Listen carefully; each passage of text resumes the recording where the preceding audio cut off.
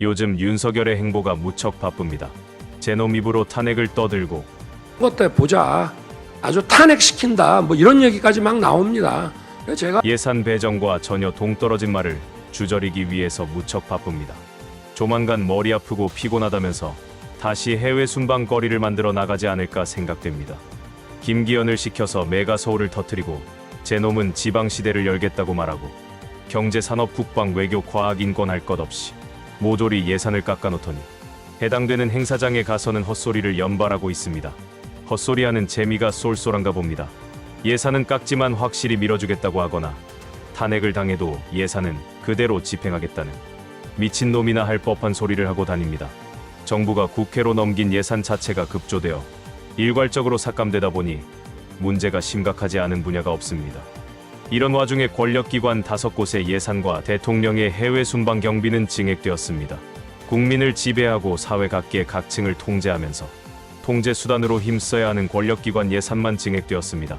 민생보다는 대통령 놀이가 자신이 원하는 국정 방향이라고 예산은 말하고 있습니다. 윤석열과 김건희가 대통령 놀이를 즐긴다면 막을 방법이 없습니다. 총선에서 유의미한 결과가 나오지 않는다면 우리 국민은 개돼지 취급받으면서 적어도 3년을 버텨내야 합니다. 그 중에서도 전 국민이 우려하는 예산이 과학계 예산입니다. 과학계 따위가 감히 저항한다고 속은 부글부글 끓어도 내년 총선을 생각해서 달래는 신용을 하고 있습니다. 마음에는 없고 달래서 표는 지키고 싶고 아무 말이나 내뱉다 보니 급기야 이런 발언이 나왔습니다. 체계를 갖추고 말을 잘 들으면 100조까지도 지원해줄 수 있다. 그것이 안 되어서 내년 예산은 어쩔 수 없다라고 했습니다. 우리나라 과학계 예산 정도에 우리나라만큼 효율적으로 집행하는 나라가 사실 없습니다. 과학계가 반문했습니다. 과학계가 무슨 말을 안 들었는지 말해달라고 했습니다. 어떤 부분에서 체계가 허술한지 구체적으로 말해달라고 했습니다. 윤석열은 대답을 할 수 없습니다. 자신이 무슨 말을 하고 있는지조차 모르고 누군가 써준 원고만 힘주어서 읽기 때문입니다. 마음에 없는 말을 제대로 알지도 못하면서 주절거리고 다니다 보니 나름 피곤하고 스트레스를 받을 수 있습니다.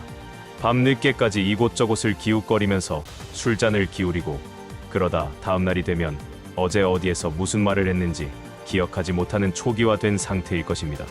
헌정사상 처음으로 30%를 깎아버린 R&D 예산.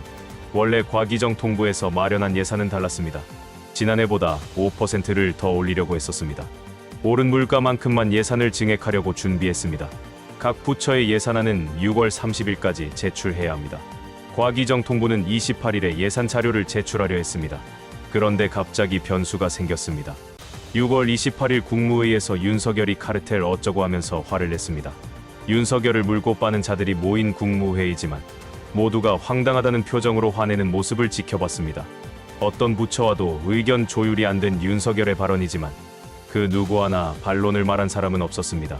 과기정 통부 장관도 마찬가지였습니다. 분명히 민주주의 국가 대한민국인데 북한과 별반 다를 것이 없는 아무도 제지하거나 의견을 섞을 수 없는 문화 때문에 대통령실과 기획재정부가 대충 살펴보고 일률적으로 삭감하고 확정해버린 예산 때문에 지금 사달이 난 것입니다. 자신은 하늘이 낸 대통령이라서 오류가 없는 사람이고 찍소리도 못하고 알아서 길 줄 알았는데 비판 여론이 커지고 많아졌습니다. 윤석열은 비판 여론을 처음에 개무시했습니다. 만병통치약 같은 국가부채 건전재정 카르텔을 쓰리콤보로 떠들었는데 누가 감히 토를 달 수 있나 그렇게 생각한 것 같습니다. 강서구 청장 보궐선거에서 참패하고서도 김기현을 유임시켰습니다. 혁신위를 시켜 대구 경북 부산 경남의 다선 의원을 내쫓고 그 자리에 뉴라이트 인사와 대통령 비서실 인사와 검사 출신 인사를 꼽을 수작에 모든 것을 집중했습니다. 그런데 출마 예정자들이 불안해하고 TK, PK 지역 의원들이 순종하지 않고 반발하자 이제는 이념보다 민생이다. 민심을 달래는 척하면서 우매한 민심을 잡고 이슈를 터뜨려 부정적인 것에서 국민 시야를 조금 가리면 존엄인 자신이 싸돌아다니는 성실한 모습에 국민이 감동하고 자신의 폼나는 발언이 언론에 회자되는 모습이면 만사 오케이 게임 끝이라 생각하는 모습입니다. 지금 굉장히 메시지를 많이 내고 있습니다. 본인은 합당하고 폼나는 메시지라 생각하겠지만 듣는 국민이나 해당 관계자들 입장에선 참으로 황당무계한 메시지를 내고 있는 모습입니다. 예산이 계획도 없이 일괄적으로 깎여버리면 과학계에서 그동안 진행했던 연구개발은 물론이고 새롭게 시작해야 할 연구개발까지 멈추게 됩니다. 연구개발해야 하는 과학자들은 무시당했다 생각합니다. 연구개발을 제대로 지원받지 못하면 생존에 문제가 발생합니다. 멈추면 기술이 정체되고 경쟁력을 잃어갑니다. 자신의 가치가 하락하는 걸 피하기 위해서 그들은 연구개발에 좀 더 나은 환경으로 대한민국을 떠납니다. 기술 유출도 문제지만 기술의 원천이 되는 경쟁력 있는 과학자들이 대한민국을 떠나게 됩니다. 지원이 가능한 모든 나라와 모든 기업에서 경쟁력 있는 과학자를 붙잡기 위해서 물불가리지 않습니다. 미국과 중국은 물론 어지간한 나라에서 대한민국 과학자들은 군침이 돌게 하는 유능한 재원들입니다. 나라가 어려워서 그런 거라면 과학자들이 어려움을 감수할 수 있습니다. 예산 삭감에 타당성이 있다면 열악한 조건을 수용하고 버틸 수 있는 명분을 얻을 수 있습니다. 그런데 대한민국은 자타공인 경제 대국입니다. 예산 삭감의 과학계의 의견은 조금도 반영되지 않았습니다. 카르텔 운운하면서 범법자인 것처럼 매도당했습니다. 기다리려고 해도 자신과 가족의 들이밀 명분이 없습니다. 윤석열 정권의 무지함은 단순하지 않습니다. 대한민국 과학계 기반을 송두리째 흔드는 매국행위입니다. 어떤 분들이 대한민국을 떠날까요? 대한민국을 떠나는 과학자는 과학자들 중에서도 가장 경쟁력 있는 우수한 자원들입니다. 어느 기업이나 국가에서도 환영받는 인재들입니다. 이들이 대한민국을 떠나면 다른 나라와 외국 기업이 경쟁력을 얻게 됩니다. 반면에 우리나라 경제와 산업계는 경쟁력을 상실하게 됩니다. 예산이 배정되지 않으면 연구개발이 안 됩니다. 연구개발을 할 수 없으면 과학자가 떠나고 과학자가 떠나면 전 세계 기업과 경쟁해야 할 산업계 발전은 멈추게 됩니다. 국가가 지원하는 예산은 새로운 성장 동력이나 국내 기업들의 경쟁력을 위한 것입니다. 윤석열이 미래까지 망치고 있다 말하는 것도 그런 이유 때문입니다.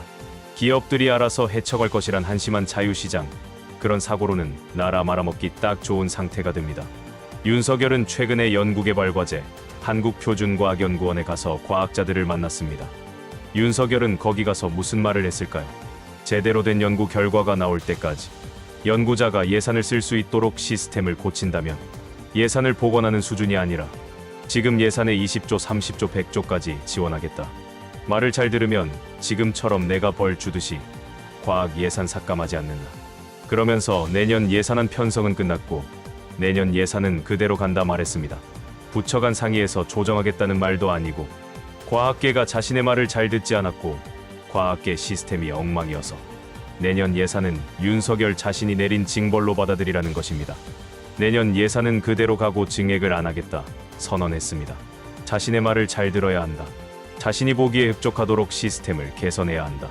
2024년 예산은 논의할 수 없고 과학계 예산이 2025년이라도 증액하려면 두 가지 조건을 충족하라고 말합니다. 과학계가 100번 양보해서 윤석열의 말을 수용했을 때 윤석열은 질문에 답을 해주어야 합니다. 과학계에서 물었습니다. 우리 과학계가 대통령의 말을 안 들은 것이 뭔지 알려달라 물었습니다. 과학계의 어떤 시스템이 문제인지 알려달라고 물었습니다. 윤석열이 뭔가를 알고 떠들었어야 답변을 할 수 있는데 자신도 무슨 말인지 모르기 때문에 대답을 못합니다. 대통령실이나 국민의힘에게는 윤석열이 대충 대노하면서 영어 좀 섞으면서 이런 식으로 말하면 알아서 받아들이고 엎드리면서 충성스런 모습을 보입니다. 대통령실과 국민의힘에 익숙해진 윤석열 입장에서는 알아서 하지 못하고 질문하는 과학계가 괘씸하고 답답할 것입니다. 모질이 하나가 과거 역사, 현재의 대한민국, 미래의 가능성까지 망치고 있습니다. 오늘 영상은 여기까지입니다. 시청해주신 여러분 고맙습니다.